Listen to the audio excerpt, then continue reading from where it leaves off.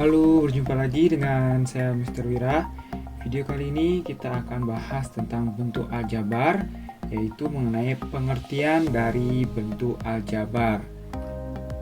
Nah, di video sebelumnya kita sudah mengenal tentang aljabar itu sendiri, dan ini merupakan materi-materi yang akan dipelajari di bab bentuk aljabar.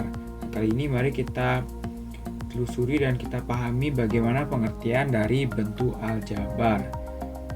Nah, kita pahami dan pelajari dulu mengenai lambang pengganti bilangan. Nah, kita ingat kembali bahwa aljabar merupakan cabang matematika yang rumus umumnya ditunjukkan dengan menggunakan lambang pengganti bilangan. Lambang pengganti bilangan tersebut adalah huruf-huruf seperti A, B, C, M, dan seterusnya ya. Jadi lambang pengganti bilangan akan digantikan dengan huruf alfabet dari A sampai Z. Nah, apa yang dimaksud dan untuk apa kita mengganti suatu bilangan dengan lambang-lambang atau simbol menggunakan huruf?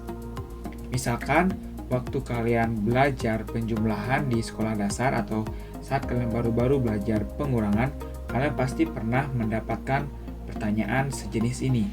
8 ditambah berapa sehingga menghasilkan 10? Nah, sesuatu yang tidak kita ketahui seperti tanda tanya ini kita bisa misalkan dengan huruf atau simbol ya, simbol huruf. Simbol huruf ini kita misalkan dengan X. Sehingga ini bisa kita tuliskan 8 ditambah X sama dengan 10. Nah, itulah tujuannya menggantikan bilangan dengan sebuah simbol, karena kita belum mengetahui bilangan tersebut. Nah, salah satu lambang pengganti bilangan biasanya untuk mengubah suatu pernyataan dalam bentuk aljabar. Kita lihat contoh berikut. Misalkan Riko memiliki 2 cup mini Oreo dan 3 buah mini Oreo. Nah, bisa dilihat pada gambar ya. Di sana ada 2 cup mini Oreo dan ada 3 mini Oreo di luar. Nah, berapa jumlah keseluruhan mini Oreo yang dimiliki oleh Riko? Nah, jika kita lihat bahwa kita belum bisa menghitung ada seberapa banyak atau ada berapa buah mini Oreo yang dimiliki Riko. Mengapa demikian? Karena dalam satu cup mini Oreo tersebut kita belum mengetahui ada berapa buah mini Oreo, sehingga sesuatu yang belum kita ketahui jumlahnya atau nilainya bisa kita misalkan satu cup mini Oreo ini dilambangkan atau disimbolkan dengan huruf X. Nah, sehingga jumlah keseluruhan mini Oreo yang dimiliki Riko adalah 2X ditambah 3. Ya, karena ada 2 cup mini Oreo sehingga X-nya tersebut ada 2 ya, 2X dan ditambah 3, dan ada 3 buah mini Oreo. Atau kita lihat contoh yang lain. Nah, misalkan Nila memiliki 2 kotak koin 1000, 3 kantong koin 1000, dan 5 buah koin 1000 ya. Bisa dilihat seperti pada gambar. Kita ingin mengetahui berapa jumlah keseluruhan koin 1000 yang dimiliki oleh Nila. Nah, kasus seperti ini juga sama dengan contoh sebelumnya, bahwa kita belum mengetahui dalam satu kotak atau dalam satu kantong tersebut ada berapa koin 1000 ya. Yang diasumsikan setiap kotaknya ini dengan kotak yang lainnya memiliki jumlah koin 1000 yang sama. Begitu pula satu kantong dengan kantong yang lainnya memiliki jumlah koin 1000 yang sama. Nah, ini juga kita misalkan ya, sesuatu yang belum kita ketahui nilainya, kita bisa misalkan dengan huruf atau lambang pengganti bilangan. Nah, misalkan satu kotak koin 1000 ini kita misalkan dengan M, sedangkan satu kantongnya kita misalkan dengan N. Sehingga jumlah keseluruhan koin 1000 yang dimiliki Nila bisa kita tuliskan dalam bentuk aljabar, yaitu 2M ditambah 3N ditambah 5. Nah, selanjutnya kita ketahui dulu dan kita pahami mengenai unsur-unsur dari bentuk aljabar. Nah, seperti tadi kita sudah mengubah pernyataan dalam bentuk aljabar ya. Nah, sekarang apa saja unsur-unsur dalam bentuk aljabar tersebut? Ada 4 unsur-unsur dalam bentuk aljabar. Yang pertama, kita bisa sebut dengan variabel.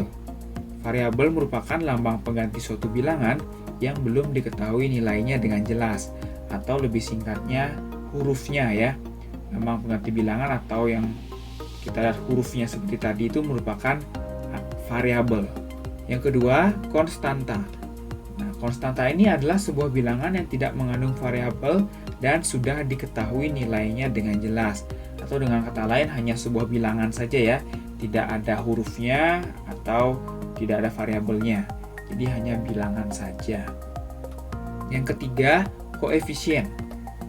Koefisien ini merupakan bilangan yang memuat variabel dari suatu suku pada bentuk aljabar atau bilangan di depan variabelnya ya, angka di depan variabel yang menunjukkan ada berapa banyak variabel itu. Misalkan seperti tadi 2x ditambah 3, berarti 2 tersebut bisa kita katakan koefisien dari x. Yang keempat, suku. Nah, suku ini merupakan variabel beserta koefisiennya atau konstanta pada bentuk aljabar yang dipisahkan oleh operasi jumlah atau selisih. Nah, digabungkan ya variabel dan koefisien jadi satu, itu disebut dengan suku. Begitu pula konstanta sendiri juga merupakan suku ya. Jadi suku-suku dalam bentuk aljabar tersebut dipisahkan dengan operasi hitung penjumlahan dan pengurangan. Oke, mari kita perhatikan contoh berikut bagaimana cara kita membedakan variabel konstanta, koefisien, dan suku. Nah, kita mengacu pada ilustrasi yang pertama tadi ya, yang mini Oreo tadi, kita mendapatkan bentuk aljabar 2x ditambah 3.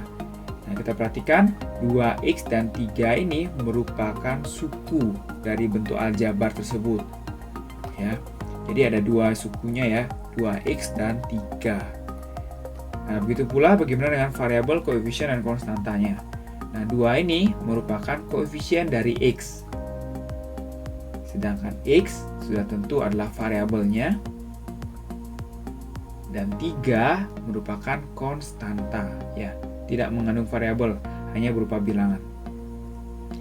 Nah, jadi kita bisa membedakan ya, mana suku, mana koefisien, mana variabel, dan konstanta. Oke, kita perhatikan contoh yang lainnya. Tentukan suku, variabel, koefisien, dan konstanta dari bentuk aljabar berikut. Nah, kita perhatikan ada bentuk aljabar seperti itu. Mari kita pisahkan ya, mana suku, variabel, koefisien, dan konstantanya. Nah, sukunya adalah 6x, negatif 2y, 7b, dan 4 ya. Ada 4 sukunya, dan kalian perhatikan pada suku negatif 2y ya, tanda di depan koefisien tersebut harus ikut ya. Jika tandanya di depannya ada negatif, sehingga sukunya bisa kita tulis negatif 2y seperti ini ya.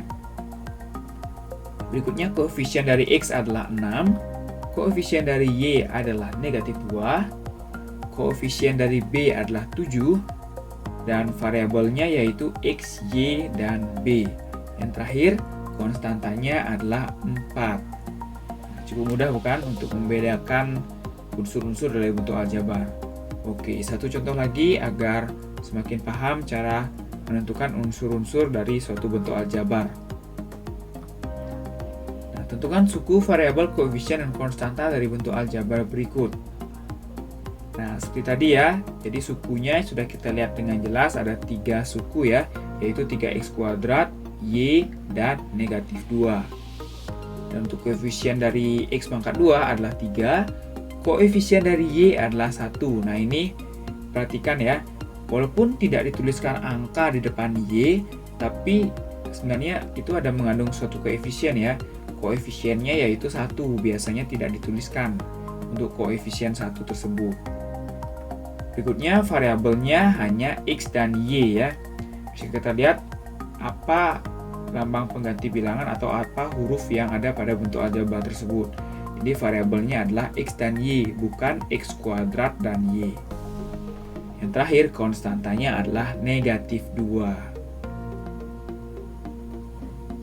Oke, untuk menguji pemahaman kalian, mari coba 3 soal berikut untuk menentukan unsur-unsur dari bentuk aljabar.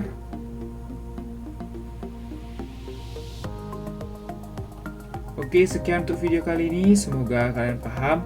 Jika ada yang belum kalian pahami, bisa tanyakan langsung ya. Sampai jumpa di video selanjutnya.